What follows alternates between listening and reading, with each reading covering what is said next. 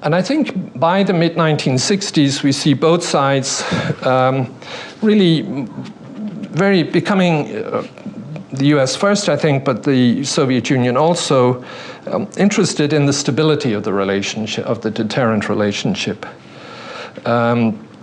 This isn't just a matter of numbers, it's a matter of what kind of relationship you have between the strategic forces you have and the strategic forces of the other side. And you get an increasing interest in having an assured retaliatory capability, that's essentially the basis for a stable relationship. You have to be sure that even if the other side strikes first, you can retaliate. And at some level, that is the basis for strategic arms control. And the first strategic arms control treaties are signed in 1972. Limiting especially anti-ballistic missile systems, but also imposing some limits on intercontinental ballistic missiles and submarine-launched, nuclear missile submarines. But one of the characteristics, so I've talked about the kind of bilateral side of the Cold War between the Soviet Union and the United States. But the Cold War plays out in many different regions. One could have not only a lecture, but a course on the Cold War in East Asia, or the Cold War in Europe, Cold War in the Middle East, and in Latin America. And you see that of course, there are many indigenous or regional causes of conflict, but in fact, the two superpowers, the two main rivals, don't really regard any of these areas as unimportant or irrelevant to their own interests. This is a competition on a global scale. If you look at Europe, I'll just mention Europe because that's the point of greatest military confrontation between NATO forces and the forces of the Warsaw Pact during the Cold War. It's the case that for basically all of this period, I think until perhaps close to the end,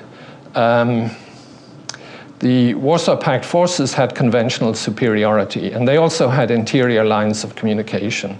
And it's interesting reading the later Russian accounts of the Cold War, and that's an assumption built into their accounts. We were superior, we could attack them, but we could defeat any attack they made on us, I mean, in the European theater.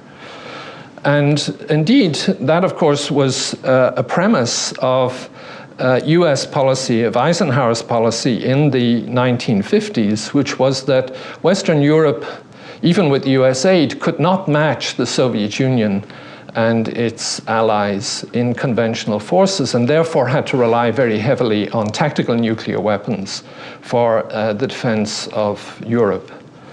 And this then begins to so the US is committed to the defense of Western Europe. It's committed to, at least is willing to contemplate the use of tactical nuclear weapons against a conventional attack by the Warsaw Pact.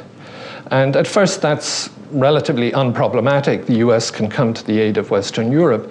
But as the Soviet Union begins to build up its strategic forces so that it can strike the United States, then people in Western Europe begin to wonder, well, would the United States come to the aid of Western Europe if they knew that the consequence of that would be an attack on the United States? And so we get the whole issue of the credibility of the deterrent threat on this part of the United States against a Soviet or a Warsaw Pact attack. And that's absolutely a central issue in the kind of international security of Europe from the late 1950s right through to the mid-1980s. And there are a couple of periods, the first one around the Berlin crises that I talked about, namely 1958 to 62, and later from the late 70s into the early 80s, where there are